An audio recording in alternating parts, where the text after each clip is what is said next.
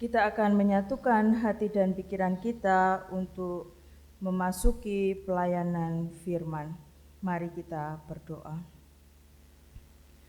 Kami bersyukur ya Tuhan atas besar kasih setia-Mu kepada kami.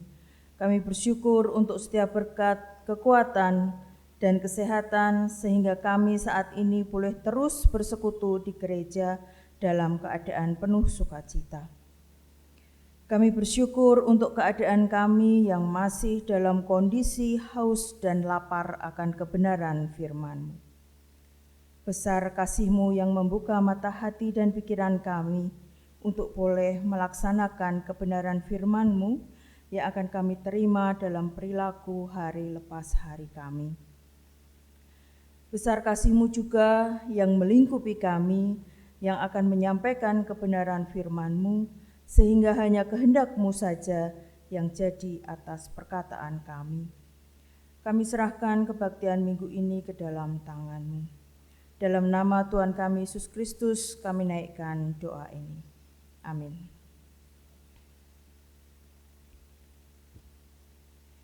Bacaan kita pada pagi hari ini akan diambilkan dari Injil Markus 1 ayat 21 hingga yang ke-28.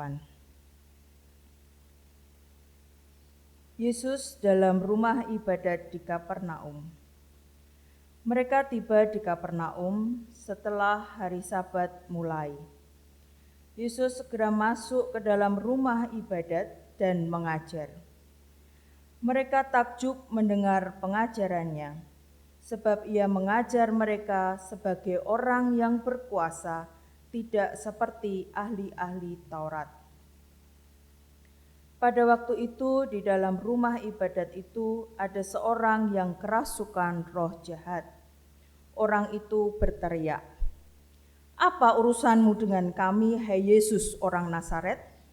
Engkau datang hendak membinasakan kami? Aku tahu siapa engkau, yang kudus dari Allah." Tetapi Yesus menghardiknya katanya, "Diam, keluarlah daripadanya." Roh jahat itu mengguncang-guncangkan orang itu dan sambil menjerit dengan suara nyaring, ia keluar daripadanya. Mereka semua takjub sehingga mereka memperbincangkannya katanya, "Apa ini? Suatu ajaran baru.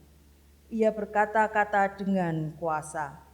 Roh-roh jahat pun diperintahkannya dan mereka taat kepadanya." Lalu tersebarlah dengan cepat kabar tentang dia ke segala penjuru di seluruh Galilea. Demikian firman Tuhan. Yang berbahagia adalah mereka yang mendengarkan firman Tuhan dan yang memelihara dalam kehidupannya. Haleluya.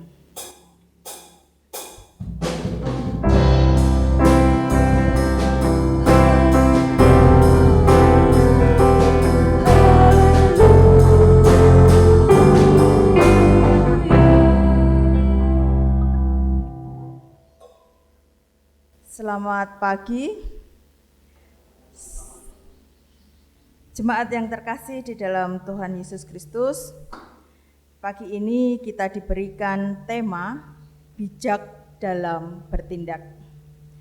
Tema yang agak berat karena biasanya kebijaksanaan itu dimiliki oleh orang-orang yang sudah cukup dewasa. Tetapi kita akan melihat pagi ini Komisi Anak GKJ Beringin dalam komitmen pelayanannya untuk pertumbuhan rohani anak-anak berusaha terus memberikan yang terbaik di dalam masa pandemi ini yang tidak memperbolehkan anak-anak usia sekolah minggu untuk bertemu untuk melakukan sekolah minggunya. Sehingga Kona berusaha untuk terus tetap memberikan pelayanannya dengan membuat video tayangan di channel YouTube GKJ Beringin. Pagi ini Kona mengangkat tema mengalah bukan berarti kalah dengan cerita sederhana tetapi penuh makna. cerita tentang dua anak yang bersahabat, Tata dan juga Thomas. Suatu hari diceritakan di situ, tapi nanti lebih menariknya kalau Bapak, Ibu, dan Saudara juga bisa melihat tayangan videonya, karena di sana disampaikan dengan menarik oleh kakak-kakak pembimbing begitu ya. Nah, Thomas dan Tata ini bersahabat. Suatu saat kondisi Tata sangat sedih karena dia harus menghadapi kenyataan bahwa sepedanya rusak dan tidak bisa diperbaiki lagi. Kebetulan akan ada lomba lari yang hadiahnya adalah sepeda. Tentu saja ini membuat semangat dan harapan kedua anak ini untuk berusaha memenangkan lomba tersebut. Nah, singkat cerita, mereka berlatih, tapi karena saking semangatnya mereka berlatih, Tata sampai harus jatuh sakit dan terjadi gangguan kesehatannya ketika lomba itu sudah mau berlangsung. Pada saat berlangsung, mereka berdua memimpin perlombaan, ada di depan, tetapi karena kondisi Tata yang kesehatannya terganggu, dia kewalahan.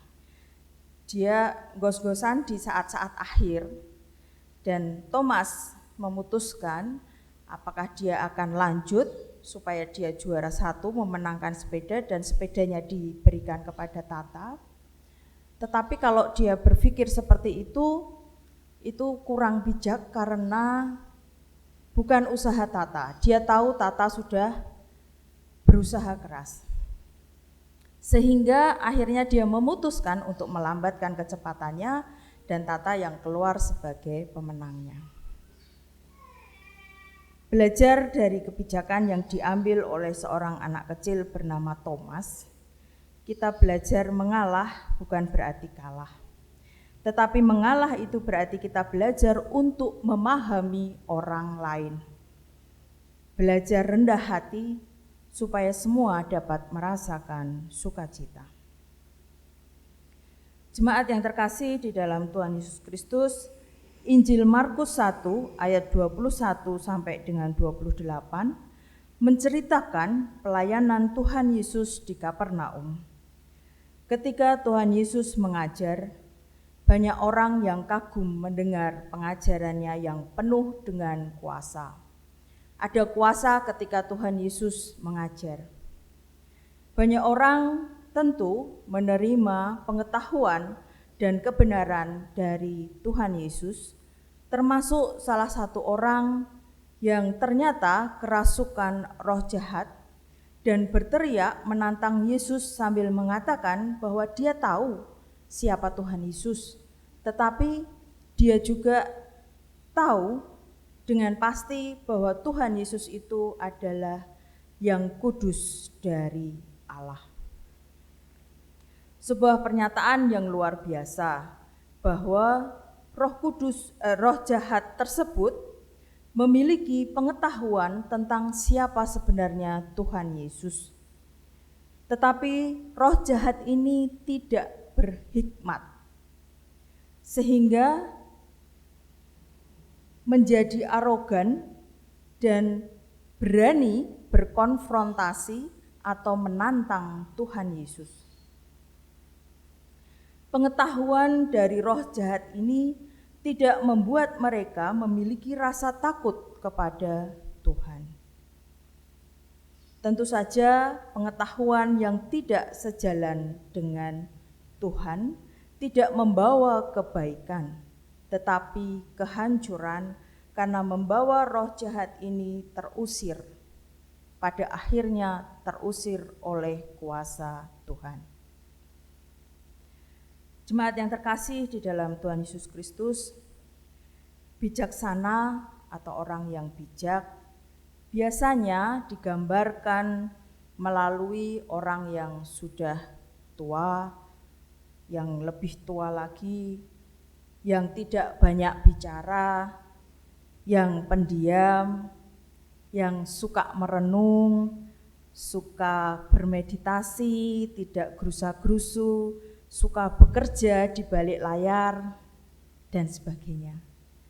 Tidak salah memang anggapan ini, karena sebenarnya bijak adalah suatu tekad atau komitmen seseorang yang dilakukan terus-menerus dengan dasar pemikiran yang logis dan benar.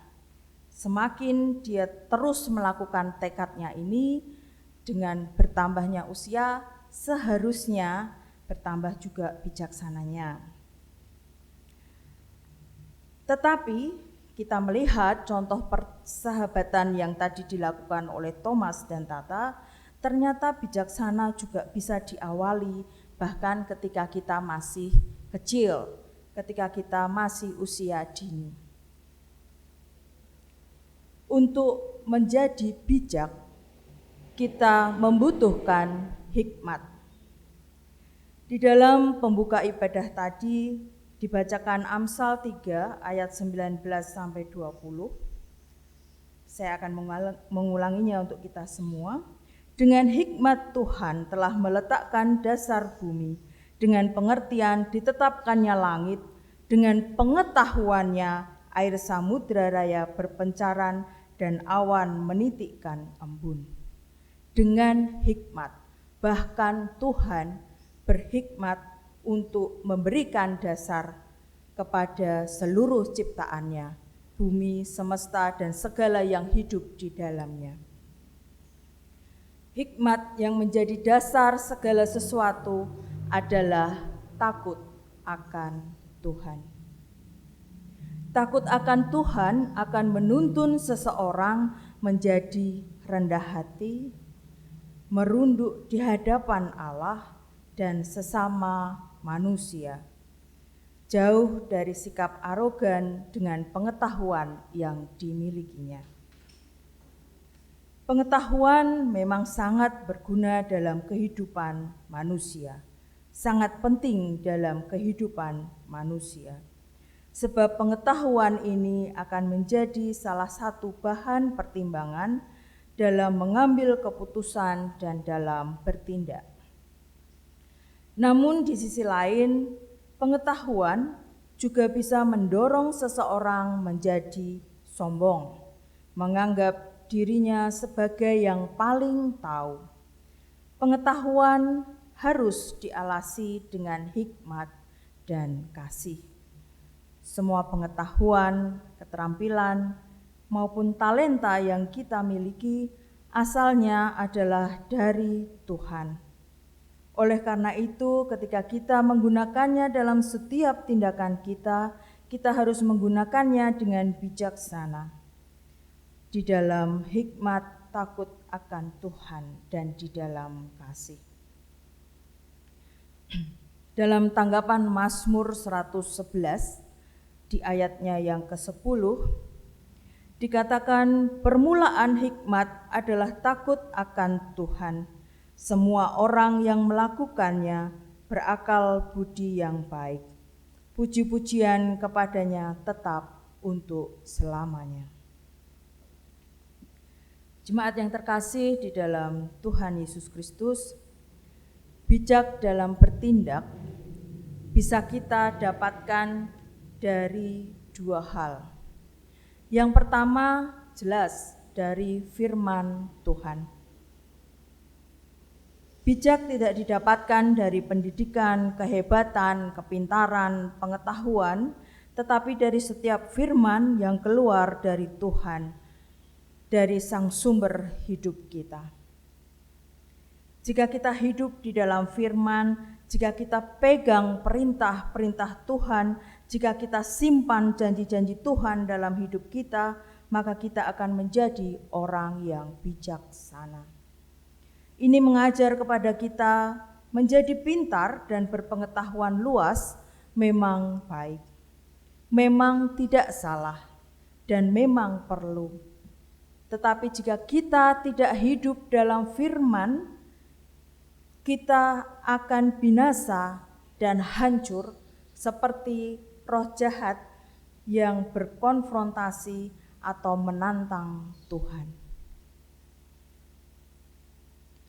Agama penting, Pengetahuan juga penting, karena agama tanpa pengetahuan akan menjadi gelap, akan menjadi radikal, menjadi garis keras.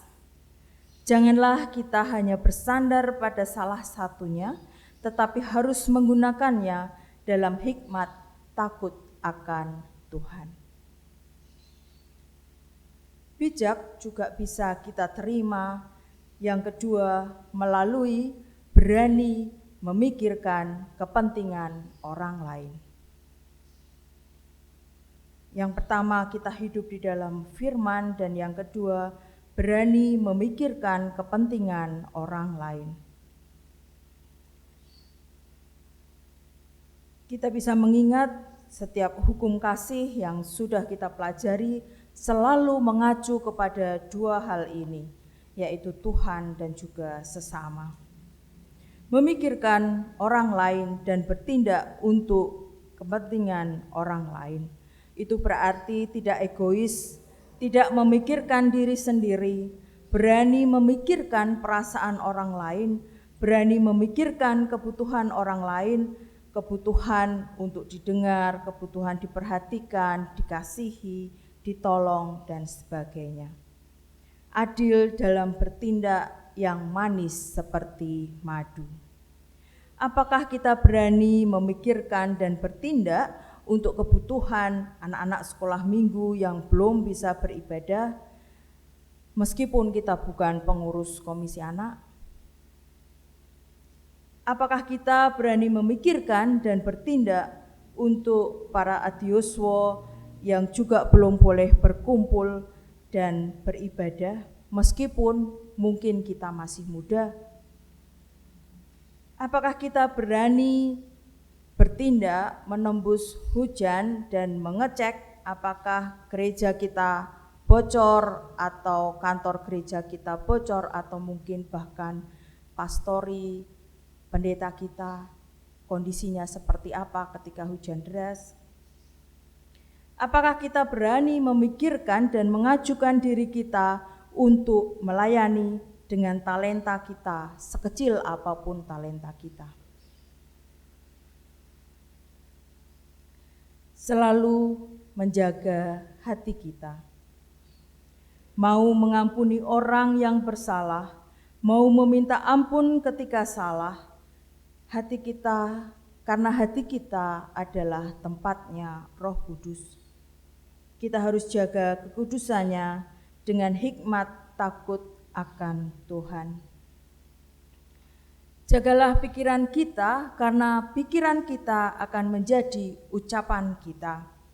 Jagalah ucapan kita, karena ucapan kita akan menjadi perbuatan kita.